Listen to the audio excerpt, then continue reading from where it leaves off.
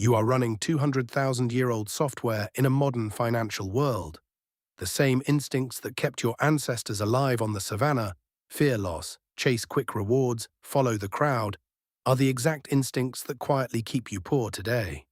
By the end of this video, you'll know the 4 mental bugs working against you and how to outsmart your own brain. Here's the proof it's costing you. Take $100,000 invested for 30 years. A disciplined investor who simply holds an index fund ends up with around $1 million. The average investor, who panics and crashes, chases hot stocks, and times the market badly, ends up with around $625,000. Same market, same starting money. The nearly $400,000 difference isn't the investments, it's the behavior. 4 mental bugs are doing the damage. Number 1, loss aversion. Your brain feels the pain of a loss about twice as strongly as the joy of an equal gain. So you sell in a crash to stop the pain, locking in the loss. Number 2, present bias. Your brain massively overvalues rewards right now versus rewards later. $100 today feels better than $150 next year. Number 3, herd mentality.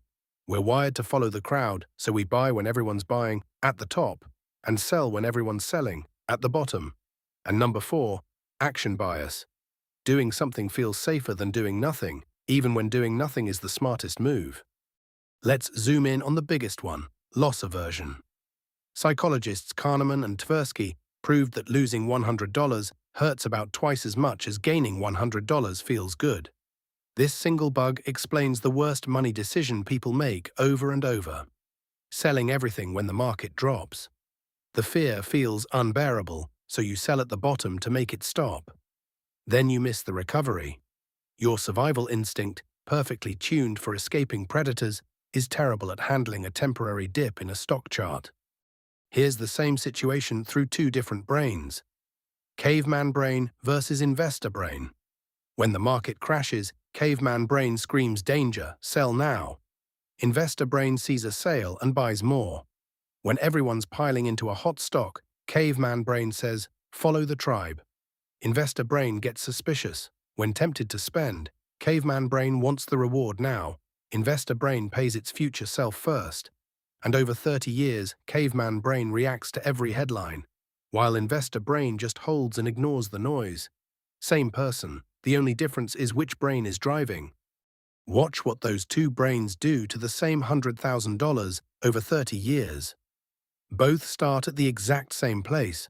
For the first few years, they look almost identical. You can barely tell them apart.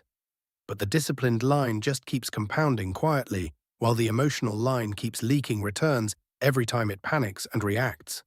Slowly the gap opens. Then it widens. By the end, the disciplined brain has reached about $1 million, and the emotional brain has stalled out around $625,000. Same market, 2 brains, 1 enormous gap. 3 ways to outsmart your own brain. Rule 1, automate everything. Set up automatic investing on payday before your caveman brain ever sees the money. A decision you make once beats a decision you have to make every month. Rule 2, stop checking.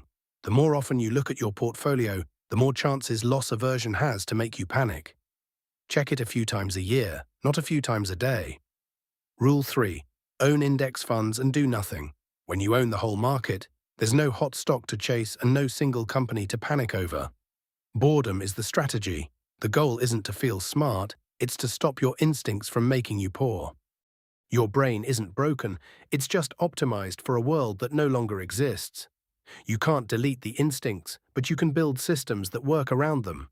Automate your investing, stop watching the market, own the whole thing, and let time do the work your caveman brain can't. The investors who win aren't the smartest. They're the ones who got out of their own way.